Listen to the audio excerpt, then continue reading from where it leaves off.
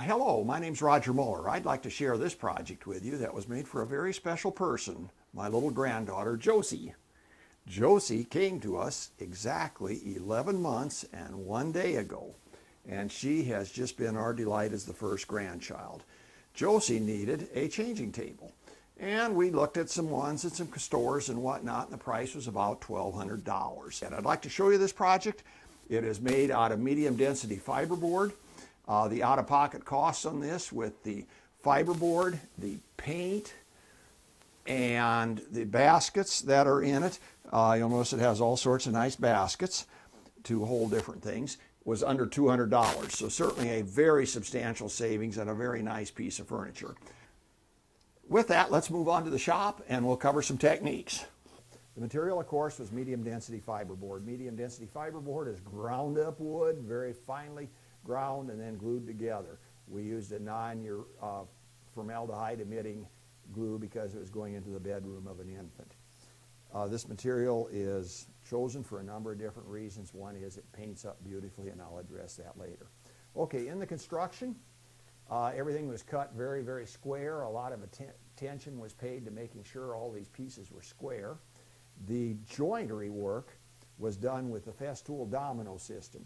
That's using these removable loose tenons in combination with the mortising machine that's in the domino to do the appropriate alignment and whatnot. The circular edges on the front of the top were first a template was cut of 3/8 inch hardboard. That was very, very carefully sanded and worked a long time to make sure that that thing was perfect in terms of its symmetry. Then that was used as the template with a router bit that had a bearing up on top near the router and went around and cut out 4 of them. Once we had that done, it was time to edge band. You know, these edges on here are a little bit fragile, and furthermore, they're somewhat difficult to finish. The classical way to finish these, if you wish to have the edges finished, is to use drywall compound, smear it on, and then let it dry, sand it, and then put it on one more time. And that does give you a very nice finish. So we cut 1/8 inch maple edge banding. I've rigged up a piece here in the clamp at the front of the table. In order to trim that, we're going to use the Festool MFK 700 router. If you work with plywoods, veneers, trim on the edge of boards, this is a wonderful machine. The cutter underneath it is, kind of put my hand on it, rotate a little bit. You might be able to see it, you might not. It's a 5/8 inch cutter. The up and down, how far that cutter is cutting, is controlled up here. There's a lock knob and then an adjustment to go up in increments of 0.1 millimeters. Now that is 1/256th of an inch. That's the markings. I even go so far to go to half of that, or between the numbers, or maybe even a little bit that way or this way. I'm getting down to maybe 1/512th of an inch to adjust the depth. That's very critical as you're going along the edge of the board and trimming it off, because if you trim too far, you've ruined it.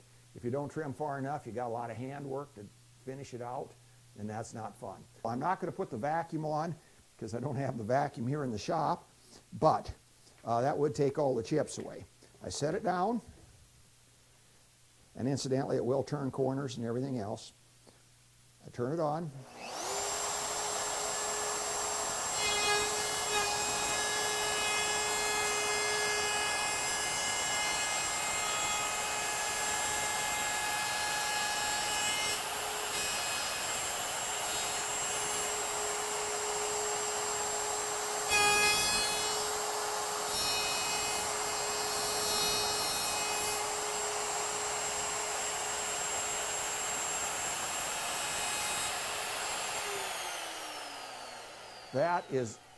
That is as close to perfect as anything is going to be, and yet I don't have a ridge there at all. There is nothing.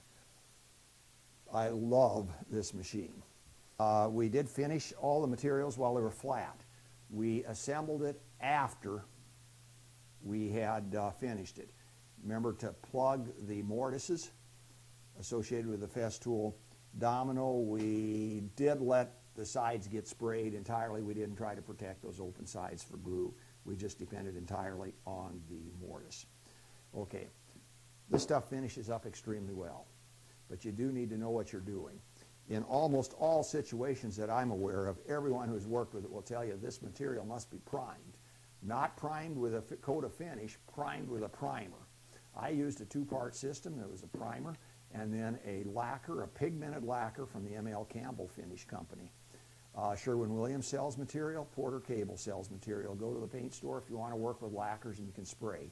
If you can't do that, go to the paint store, ask them what they'd recommend if you're going to brush, find out what they want to put on for a primer.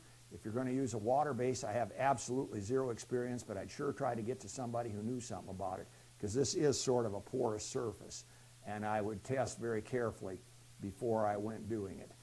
The finish here is just absolutely excellent. That came off on this project. Many people thought it was a factory finish right off the spray gun.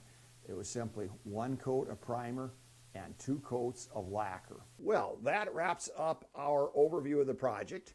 Here's Josie, and here's a domino, and let's see if Josie, she still thinks they taste pretty good. Thank you so much for being with us. My name is Roger Muller.